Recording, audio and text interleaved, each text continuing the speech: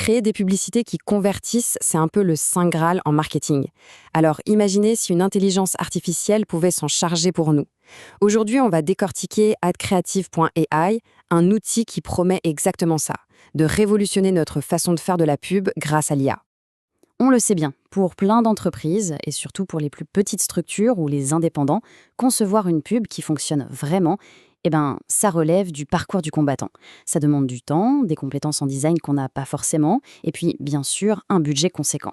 Et c'est justement là qu'adcreative.ai entre en scène. Sa promesse, elle est super puissante. Utiliser l'intelligence artificielle pour générer, en quelques minutes à peine, des centaines de créas publicitaires ultra performantes.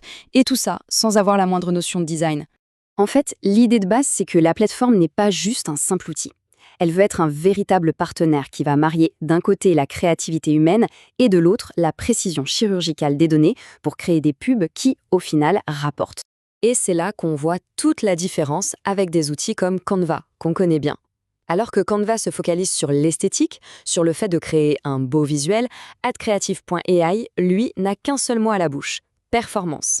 L'IA ne se contente pas de faire quelque chose de joli, elle va carrément essayer de prédire quelle publicité va le mieux convertir. C'est un changement de philosophie complet.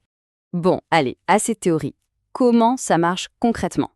On va voir ensemble les grandes étapes pour lancer sa toute première campagne. Le processus est vraiment pensé pour être simple, en 4 temps. D'abord, on branche ses comptes pubs, comme Facebook ou Google, pour que l'IA puisse apprendre de nos données. Ensuite, on définit sa marque, logo, couleur, petite description. Troisième étape, on configure le projet. On veut une story Insta, un post, on lui dit tout. Et enfin, la magie opère. L'IA génère des centaines de variantes et il n'y a plus qu'à choisir les meilleures. Alors attention, petite astuce d'initié, un détail crucial que beaucoup de monde rate au début. Tout en bas de l'écran, quand on configure le projet, il y a 2 champs qu'il ne faut mais alors surtout pas ignorer: description du projet et public cible. Remplir ces 2 petits champs, c'est un peu comme donner un super briefing à son créatif. Ça donne un contexte vital à l'IA. Par exemple, au lieu d'avoir un texte un peu bateau, l'IA va pouvoir rédiger un message qui parle directement aux jeunes parents soucieux de l'écologie, si c'est ce qu'on a indiqué. Franchement, c'est une toute petite étape qui change absolument tout et qui décuple la puissance de l'outil. La promesse, c'est bien beau, mais est-ce que ça marche en vrai ? Eh bien, plusieurs grandes marques ont testé la plateforme et les résultats sont assez parlants. Prenons l'exemple d'Agendas en Espagne. Ils ont généré plus de 150 visuels par produit. Le résultat ? Une augmentation des réponses clients de, attention, tenez-vous bien, 11 000%. Non, ce n'est pas une faute de frappe, 11 000, c'est juste phénoménal. L'impact financier peut être tout aussi dingue. Marks & Spencer, par exemple. Ils ont tellement optimisé leur campagne qu'ils ont réussi à économiser 1 million de dollars sur leurs dépenses publicitaires, tout en augmentant leur portée. C'est juste énorme.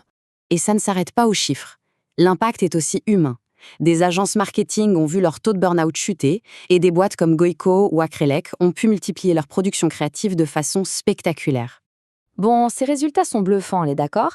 Mais attention, la puissance de l'IA n'est qu'une partie de l'histoire. Parce que de l'autre côté du miroir, de très nombreux utilisateurs signalent de gros problèmes. Et ça concerne surtout la facturation. Et là, on ne parle pas de quelques cas isolés. Il suffit de faire un petit tour sur des plateformes d'avis comme Trustpilot pour découvrir une facette bien plus sombre de l'expérience utilisateur. Le témoignage de cet utilisateur, malheureusement, n'est pas unique. Des dizaines et des dizaines d'avis similaires racontent la même histoire. Des prélèvements non autorisés, souvent importants juste après la fin des 7 jours d'essai gratuit. Du coup, ce qui se dégage de tout ça, c'est un vrai schéma de plaintes récurrentes. On parle de facturation perçue comme agressive, d'abonnements qui manquent de transparence et d'une vraie galère pour réussir à annuler son compte, ou pire, pour se faire rembourser.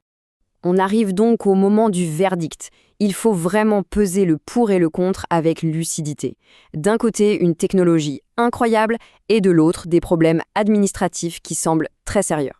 C'est vraiment ça l'histoire d'AdCreative.ai. D'un côté, on a le génie, une IA ultra rapide, intelligente, basée sur la donnée, qui peut donner des résultats hallucinants. Et de l'autre, on a le piège, un système de facturation et d'abonnement que beaucoup d'utilisateurs décrivent comme prédateur et profondément frustrant. Finalement, AdCreative.ai est un outil à double tranchant. D'une part, une technologie qui peut vraiment changer la donne pour les publicitaires. D'autre part, des pratiques commerciales qui exigent la plus grande vigilance.